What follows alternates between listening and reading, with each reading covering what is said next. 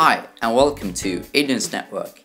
I'm here today with the Asus UX301 review, a sleek and very good looking ultrabook that packs a serious punch.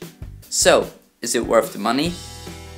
The build is something that Asus really spent much time on, and that's the feature that gets advertised the most. So, let's take a look.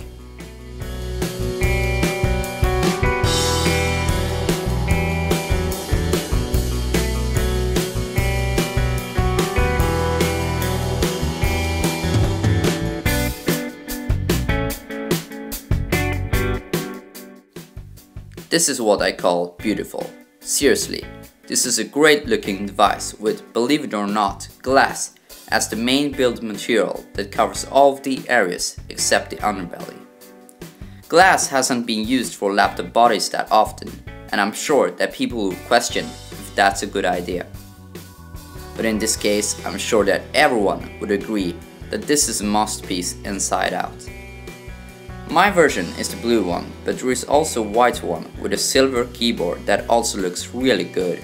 But be aware that it doesn't have the soft texture on the palm rest, and the backlighting on the keyboard will not be as helpful as it is on the blue one, as silver keys together with backlighting that's white tends to blend together and just ruin the experience. And because we already have started with the cons of this build, we can't just as well continue.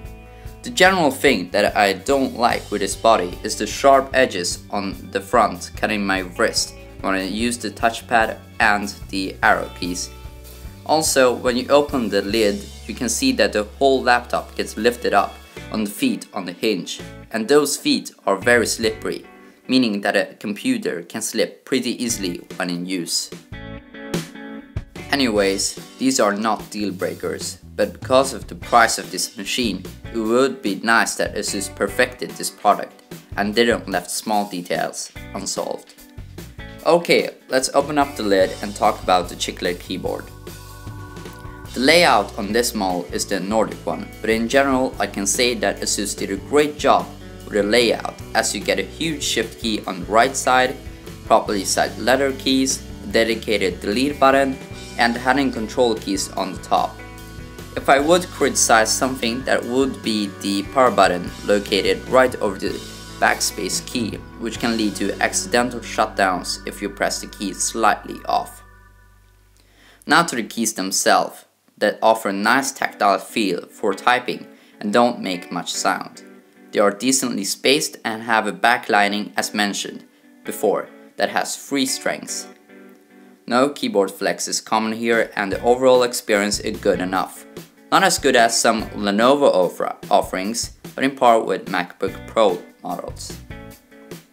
Under a keyboard is a big trackpad that is also made out of glass with a soft touch texture that is also the material used for the palm rest. The trackpad is responsive and offers a subtle click when pressed. This is good stuff. Over to the screen. More and more laptops deliver 2560 by 1440p resolution displays, and this one is no exception. When looking at high-res photos or 4K videos on YouTube, you just can't resist a smile on your face. The resolution is indeed beautiful, and I can't wait until this trend becomes standard and gets cheaper, as the display is probably one of the reasons why this laptop is so expensive. Anyways, the colors are pretty nice looking with a sRGB score of 88%, which is really good, and the contrast is just right, together with the glossy screen which helps the colors pop. One negative point would be the viewing angles that aren't that good and even leads to some color shift that isn't fun. You do get good brightness though, but even that leads to very bright black levels. That is a point that Asus could work on. So, not a best display, even though it looks like it wants to be, and it could be with some refinement, but that seems to be missing, so I wouldn't necessarily be proud of the display, but I wouldn't either be sad about it. It just could be better if Asus wanted it to. So let's go to the performance side of this ultrabook.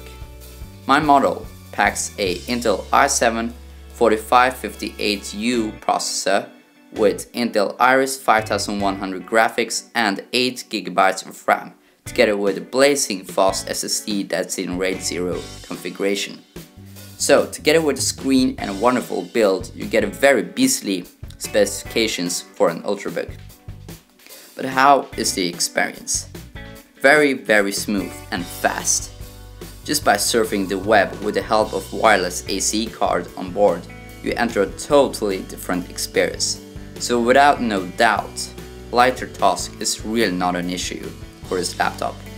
And when you do harder tasks like Photoshop, you can expect great performance there too, as the processor is very powerful for a 13-inch Ultrabook. In detail, this 28-watt processor has 2 cores, each clocked at 2.8 GHz, but it can be boosted up to 3.2 GHz or 3.3 GHz with only 1 core active. It uses the Haswell architecture, which is still going strong, but to be soon replaced with the Broadwell lineup. It is also worth mentioning that it is produced in 22 nanometers. Be aware though that this laptop is from 2013, so if you know these kind of things you will be impressed, but for the rest of us it's bloody marvelous. If you try to game on this machine, you will of course be disappointed because, well, this is an Ultrabook that's running with the integrated graphics.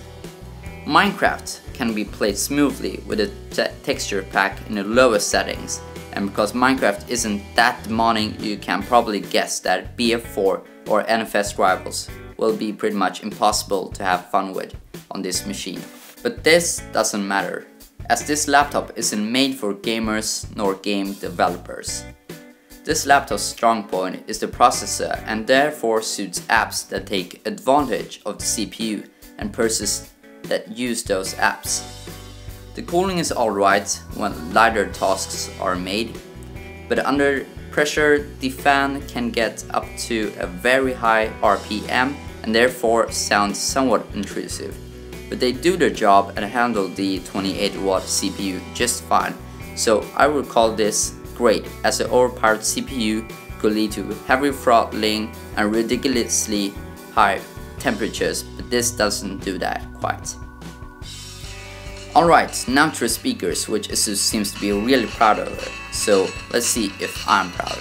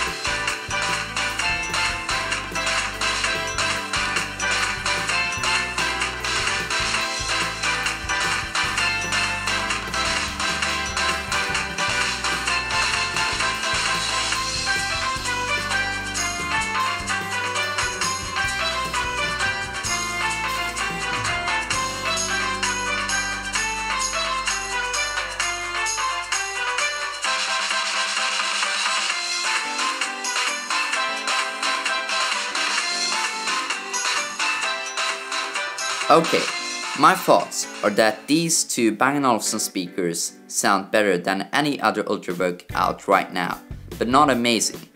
As you maybe noticed, they sounded a bit tinny, distorted over all volume levels because of the small chambers, not good at the mids, and so on.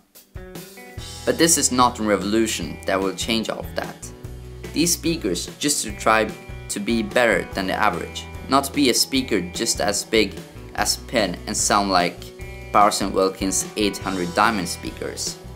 So if I were you, I wouldn't see the speakers as a major selling point, only something that you can respect and enjoy time to time. The battery is a very important thing, and if Asus nails this part, you get a laptop that can possibly leave others in the smoke. But sadly, the battery was a compromise made for a thin body. A compromise I can't get over. I could at best get 5.5 hours of use when watching videos and other similar tasks, or 7 hours with extremely light usage. Even though that is not horrible, it's far from good. Other manufacturers have managed to include a 12-hour battery in a similarly sized body, like the MacBook Air. So, all in all, this is a solid device. The build, CPU, screen, speakers, these are some of the strong points of this Ultrabook. At the price of €1,700 though, you want a literally perfect laptop, but this one is just not near that. The battery, ergonomics and parts of the screen just aren't there yet, and for this price, Asus can't afford mistakes. Anyways, the Asus UX301 doesn't have the best value for the money, but if you're the crowd that has the money and wants something truly unique and don't need the best battery or doesn't care about minor viewing angle issues, then this is definitely made for you, because everything else is near perfection. I'm Adrian and I'll see you the next time, and don't forget to leave a like and a subscribe if you enjoyed. Peace.